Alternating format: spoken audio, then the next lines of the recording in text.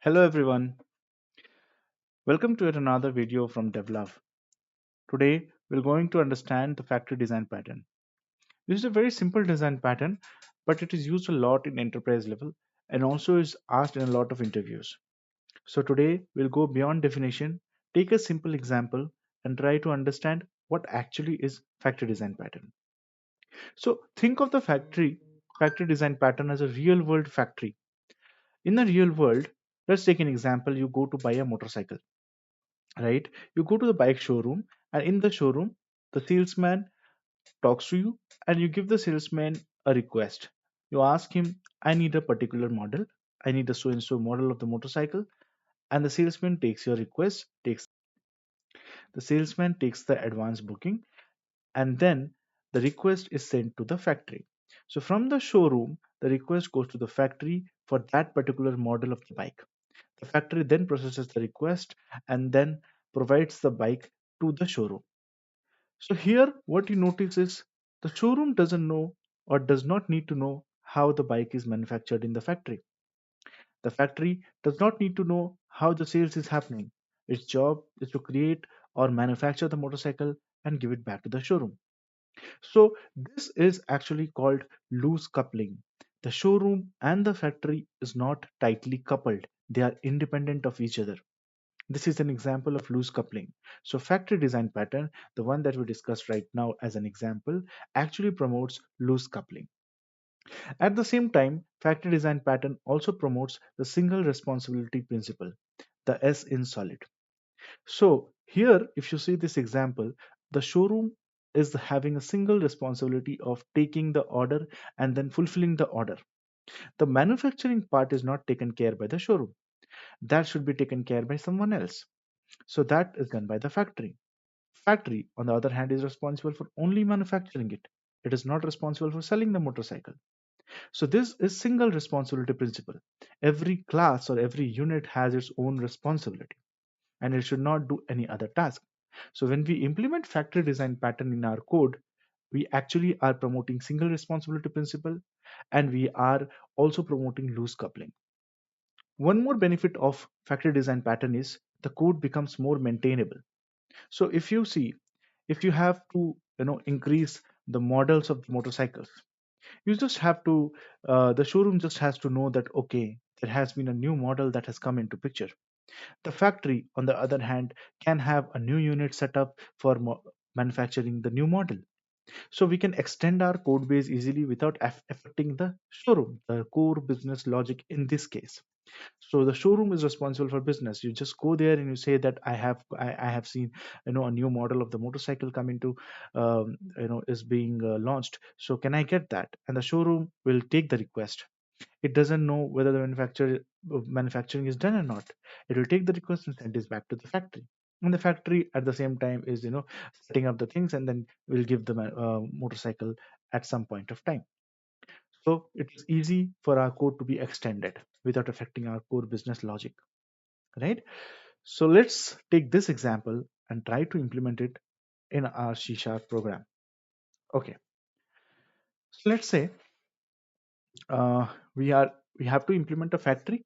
So let's say we go and create a factory, right? We'll take the example of motorcycles. Okay, so let's do one thing. Let's set up a basic, you know, I'll name it as iBike, a basic interface that is actually responsible to give a base for our objects that the factory will be creating. So in our example, it is a bike. So let's say public interface iBike, right? And for simplicity, let's say it has one method, drive, because all the bikes should have this method called drive, right? So we have our interface ready. Now let's say we need how many models we have. All those models will implement this interface. So let's go ahead and create the concrete classes. So for example, if you take the example of a classic motorcycle, let's say one class is classic, right? So we'll have public class classic, and we'll make this class interface this bike interface. it will implement this bike interface. All right, let's say it has other fields like the name, or maybe say color in this case, color or things like that. We'll not go into those details, but since it is implementing this interface, we have to implement the drive method, right? So implement the drive method. Okay, and for the simplicity, I'll only keep this method for now. So let's say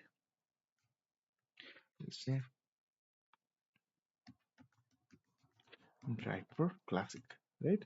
So we have one concrete class ready. So this is, remember, this is something we are setting up the factory.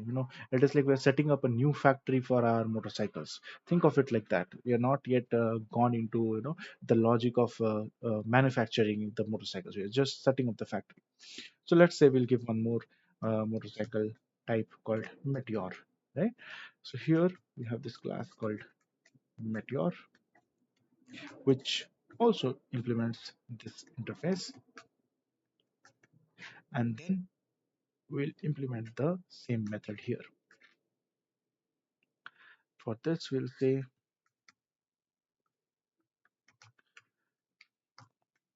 this is drive for Meteor. Okay, so we have our classes ready, right? So this is the setup. Like, what will you be creating? We'll be creating bikes, bikes that will have the capacity to drive. And what are the different models of bikes? One is classic, one is Meteor. Right. Now we have the prototype ready. So let's go and create our factory, basically. Right. So I bike, not I, we have this bike factory. Okay. Bike factory.cs. So let's have this class called bike factory. And what will this do? It will basically create the different bikes. So in our case, when we talk about the objects, it will basically give you the objects of the bikes, right, whenever requested. So in real world, when the showroom requests for a bike goes. In our case, when the showroom or when the business logic will request for a bike, it will not request for a bike but a bike object, and then we'll send the bike object back. So here we'll have a method which will have a type, return a type bike, and it will say get bike, right? And it will definitely ask for what type of bike, because as we have seen that the showroom will tell the factory what type of bike it needs. So here also we have that type. So before that, we create a variable, I bike, right? And then based on the switch type, if the case is classic, we'll simply say bike is equal to new classic, right? It will return classic. Hmm? If the case is Meteor, if the user is selecting Meteor, then we have to return the type as Meteor, right? We have to return a Meteor object, correct? Yeah. So this is, I will just align it a little bit.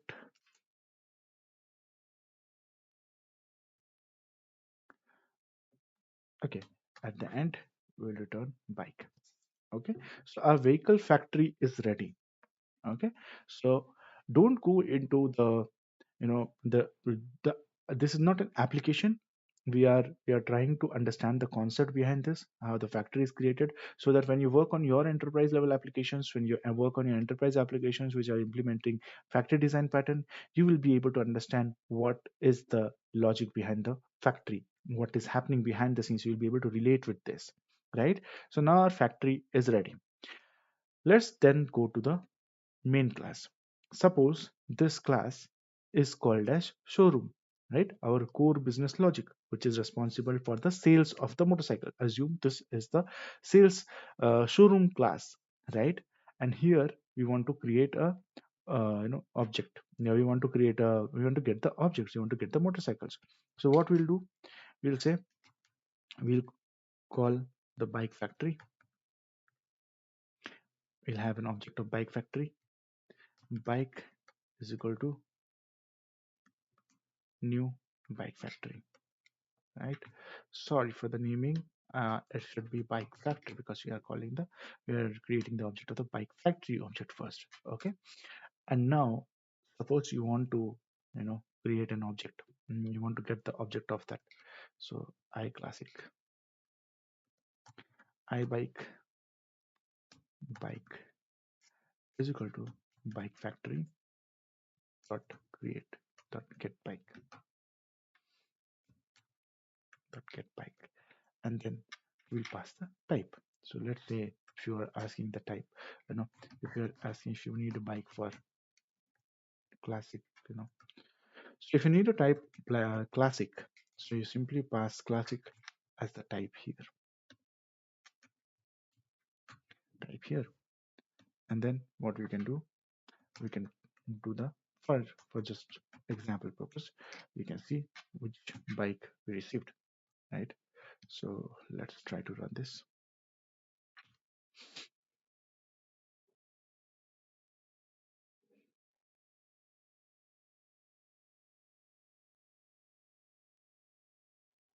See, we can see that it is showing drive for classic. Suppose if our type is changed, we need a different type now, say meteor, right? And then we do the same thing.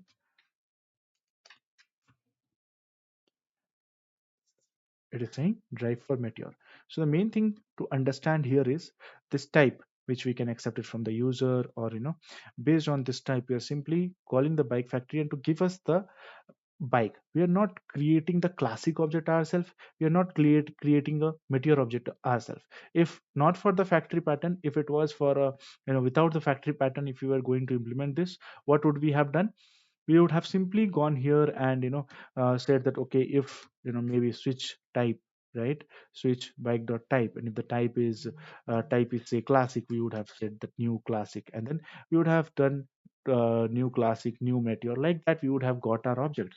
But the classic and meteor, two examples I've given you, but there may be a lot of different types of motorcycles that may come in future, or that are already exist. We may extend our features to more motorcycles. In those scenarios, the factory design pattern helps us a lot. So this was a basic example of the factory design pattern. So if you see, we first created the base, you just do a setup for your factory. Once that is done, create your factory, which will be responsible for, the factory will be actually responsible for creating the bikes in this case, or creating the bike objects, right? So same way factory is creating this, and whenever our core business logic needs these objects, it requests the factory. It doesn't go ahead and create it itself. It requests the factory to get the bikes, get the objects, and then works on it. So this promotes loose coupling, this promotes single responsibility principle, and also makes our code more maintainable, right? So I hope you got the gist of the concept, and let me know if you have any questions around this, and add the comments. So thank you so much for listening. Hope to hear from you.